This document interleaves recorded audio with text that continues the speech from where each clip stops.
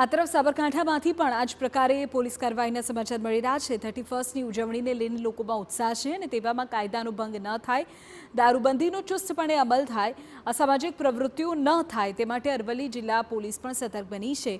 પોલીસે વિવિધ નાકાઓ પર બંદોબસ્ત ગોઠવીને તપાસ કાર્યવાહી કરી છે। તમામ વાહનોનું ચેકિંગ થઈ રહ્યું છે। બ્રેથ એનાલાઇઝર મારફતે પણ વ્યક્તિની તપાસ કરવામાં આવી।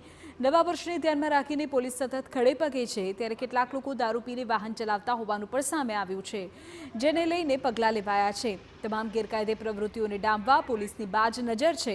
મહત્વનું છે કે આગામી દિવસોમાં પણ આ કામગીરી યથાવત રહેવાની છે।